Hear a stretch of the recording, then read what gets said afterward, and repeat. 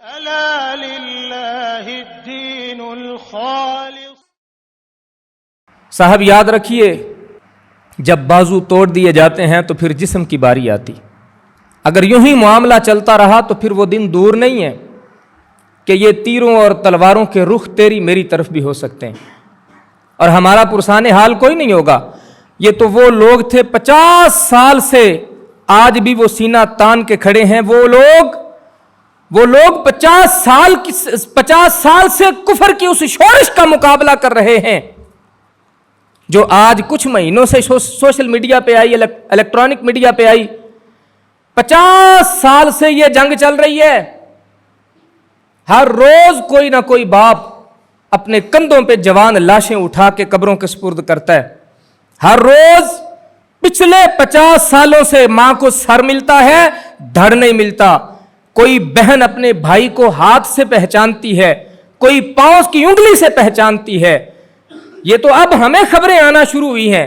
یہ پچھلے چند دنوں سے، پچھلے چند مہینوں سے یہ خبروں کا سلسلہ شروع ہوا، ورنہ یہ بڑی لمبی، یہ 2-4 دنوں کی بات نہیں، یہ نصف صدی کا قصہ ہے. یہ تھوڑے دنوں کی بات نہیں ہے. کیوں وہ آج تک ڈٹ کے کھڑے ہیں؟ تو کیوں کھڑے ہیں؟ ان کی مائیں جذبہ شہادت جب بچوں کو دودھ پلانے بیٹھتی تھی تو گھول کے پلا دیتی تھی. ان لوگوں نے، ان ماؤں نے وہ بچے تیار کیے. ان ماؤں نے ان بچوں کو ان کے خون مسجد اقصی کی حفاظت کے لیے تیار کیے. اس لیے وہ آج تک ڈٹ کے کھڑے ہیں. میں، آپ، ہم ان کے سامنے کھڑے ہو پائیں گے؟ کیا ہمارے اندر یہ جرت ہے کہ اتنی دیر مقابلہ کر سکے ان کا؟ وہ جو سیلاب کی طرح امت مسلمہ کو بہائے لے جا رہا ہے طوفان، اس طوفان کا مقابلہ کرنے کی ہمت ہے؟ ہم نے تیاری کر رکھی ہے اتنی؟ ہمارے دلوں کے اندر وہ جذبہ جہاد ہے، وہ شوق شہادت ہے؟ ہماری نہ محفلیں وہ، ہماری نہ رونقیں وہ، ہماری نہ وہ یاریاں وہ، نہ دوستیاں وہ، نہ گھروں میں تربیت وہ، نہ سکولوں میں جوش وہ، نہ مدارس میں ولولہ وہ. ہمیں تو وہ درس اور سبق کہیں پڑھایا ہی نہیں جاتا. مجھے بتائیے نا، ہم وہ ہمت کہاں سے لائیں گے؟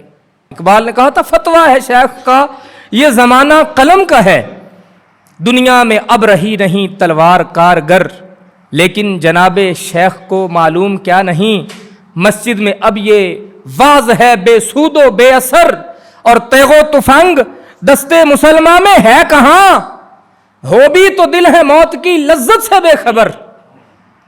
ہمیں تو اتنا بھی پتہ نہیں ہے کہ شہادت کی موت کا ذائقہ کیا ہوتا ہے.